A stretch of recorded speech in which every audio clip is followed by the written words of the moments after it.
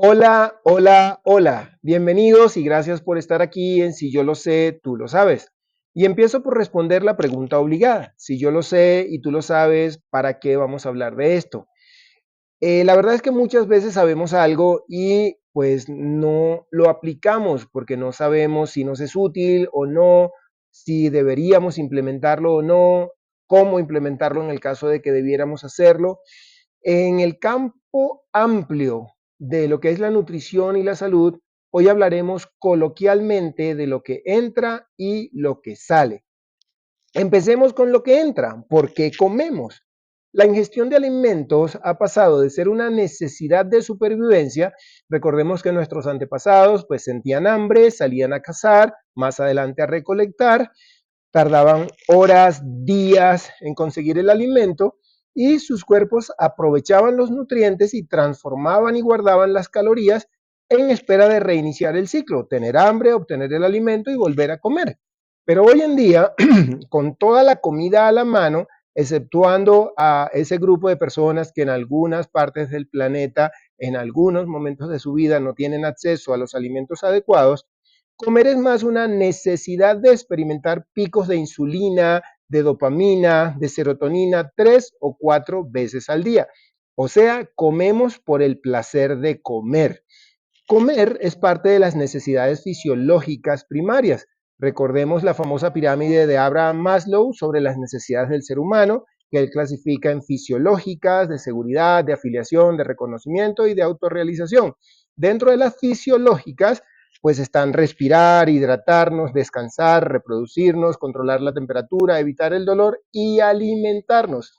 Estas funciones están regidas por una subdivisión de nuestro cerebro conocido como cerebro reptil, que no es el tema de hoy, pero les invito a leer parte de esta teoría del doctor Paul MacLean, que dice que nuestro cerebro está dividido en 3 áreas. Un área reptil, ¿verdad? O intuitiva, un córtex cerebral y la neocorteza cerebral. Ahora bien, el cerebro reptil nos habla en un lenguaje que no es sencillo entender, pero genéticamente también estamos dotados de un intérprete llamado inteligencia biológica, quien es el mensajero, es el traductor y nos habla en un lenguaje más sencillo acerca de nuestras necesidades fisiológicas. Nos dice hambre, nos dice sed, sueño, deseo, frío, calor, miedo. La inteligencia biológica vive permanentemente con la expectativa de que le escuchemos y le hagamos caso, pero también confía en que nosotros le demos todos los días todo lo que nuestro cuerpo necesita, al igual que nuestra mente, nuestras emociones, nuestro espíritu. Y a nosotros no nos gusta hacer caso. Y en el tema de la alimentación solemos no ser confiable. Comemos lo que nos gusta cuando nos provoca y no siempre lo que nos conviene cuando tenemos hambre.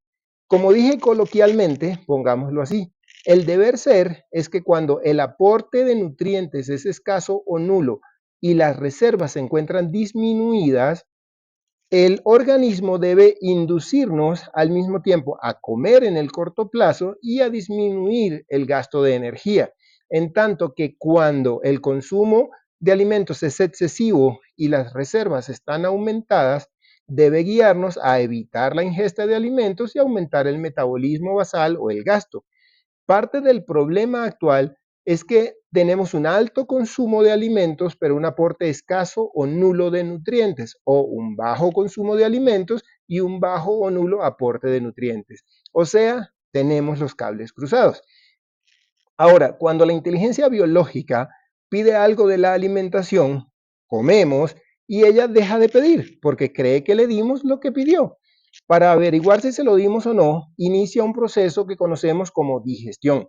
La digestión degrada los compuestos grandes de los alimentos sólidos y líquidos en moléculas pequeñas que puedan ser absorbidas en el torrente sanguíneo. Ahora bien, la digestión es un proceso complejo, de hecho uno de los más complicados y que requiere mayor trabajo y energía.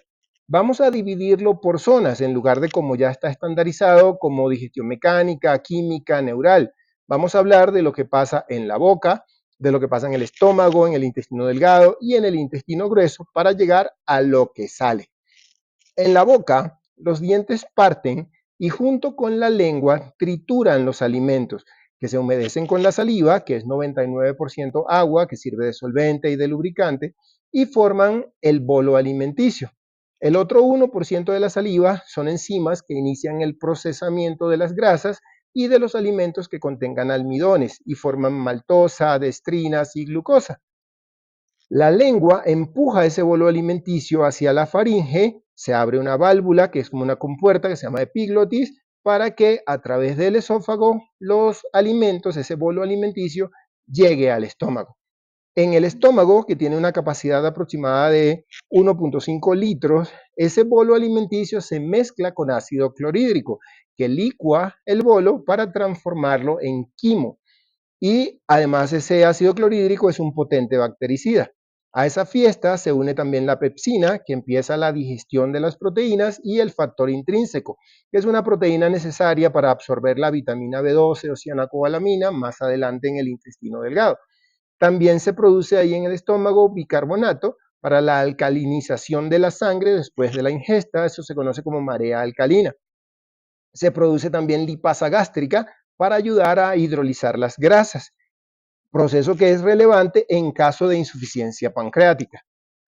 Pasamos a eso y una vez que se ha completado la digestión gástrica, se abre otra válvula que se llama píloro entre el estómago y el intestino delgado, que se relaja y los alimentos pasan entonces a lo que es la primera parte del intestino delgado, que se llama duodeno. En total, el intestino delgado mide entre 6 a 8 metros, que van desde el duodeno hasta el final, que se llama ileón. Entonces, durante la estadía del quimo, ¿verdad? En el duodeno, ahí actúan ya el hígado, que secreta la bilis, que se deposita en la vesícula biliar y que se suministra de forma intermitente según se necesite para emulsionar las grasas de la dieta y formar bolitas pequeñas que se llaman micelas, que flotan en ese medio líquido para facilitar la acción de las enzimas, de las lipasas que lo van a hidrolizar. Y también actúa el páncreas, que secreta jugo pancreático, que contiene sodio, bicarbonato, que alcalinizan el quimo y lo llevan de un pH que en el estómago era de 2 a 4 a un pH más alcalino de 6 a 7. Muchas enzimas digestivas para hidrolizar también carbohidratos genera también el páncreas y se las agrega a este proceso. Las grasas y las proteínas y la famosa insulina que contribuyen a regular los niveles de glucosa en la sangre, también son aportes del páncreas, el procesamiento de esas grasas, de proteínas y contribuir con la insulina. Esa insulina, ya que la menciono, es una hormona vital porque es la que permite el transporte y el almacenamiento de la glucosa en las células, ayuda a utilizar esa glucosa como fuente de energía para el organismo. Entonces, en el intestino delgado se lleva a cabo, como ven, la fase más importante de la digestión. La hidrólisis de las sustancias orgánicas del alimento se completa ahí en este órgano. Este órgano es interesante porque ahí se absorbe la mayoría de los nutrientes. Por dentro él está forrado como unas vellosidades intestinales, digamos unos pelitos que en la punta tienen como unas esponjitas, ¿no? Como unas ventosas. Ellas se mueven en ese medio líquido y en ese momento todos esos nutrientes pasan hacia la parte trasera y se conectan a una vena que se llama vena porta hepática. Todos los nutrientes van a pasar entonces a el hígado, que es donde se van a procesar como un laboratorio los compuestos que se necesiten para nuestro procesamiento metabólico. Entonces, la excepción a este proceso de absorción es la vitamina B12, que esa se absorbe más adelante en la última parte, que es el ileón. Entonces, pasamos del intestino delgado al intestino grueso, que por supuesto es más grueso, tiene una longitud como de 1.5 metros, tiene el ciego, el apéndice, el colon, el recto y el canal anal. El ciego está conectado con el apéndice, ¿verdad? Y tiene agregados de tejido linfático. Su función es linfática, de depuración de la sangre y todo eso. Ese apéndice suele obstruirse, suele inflamarse, exige su extirpación quirúrgica para evitar que se rompa y lleguemos a una peritonitis. Ahora bien, el colon se divide en varias porciones, un colon ascendente, un colon transverso, un colon descendente y lo que se llama un colon sigmoideo. Esas porciones forman como un marco alrededor de esas asas intestinales. Las células que revisten el intestino grueso, que se llaman colonocitos, son células especializadas en absorber agua y electrolitos, sales minerales. Ahora bien, llegamos al canal anal, que posee dos esfínteres, uno interno, ¿verdad? Que no lo controlamos nosotros, es involuntario, y uno externo, que es un esfínter externo, que sí es voluntario, que es de musculatura estriada, musculatura que se puede ejercitar. Ahora, al colon no llegan nutrientes orgánicos, o al menos no deberían llegar, ya que se supone que se absorbieron en el intestino delgado. El colon recibe alrededor de 1.5 litros de ese líquido espeso, que al final se transforman en unos 250 centímetros cúbicos de materia fecal semisólida, o sea, se reabsorbieron los líquidos. De manera que la mayor parte del agua, ¿verdad? Que alcanza el colon ya se reabsorbe. Entre las materias sólidas se encuentran bacterias, células muertas descamadas y fibra. Un dato muy importante, la fibra incluye pues carbohidratos y otros polímeros no digeribles como la celulosa. Por eso es tan importante el contenido de fibra para poder fabricar las heces. Ahora, como las heces fecales se van solidificando a medida que avanzan, en el intestino grueso se secreta gran cantidad de moco que lo protege de choques, de traumatismos y todas estas cosas.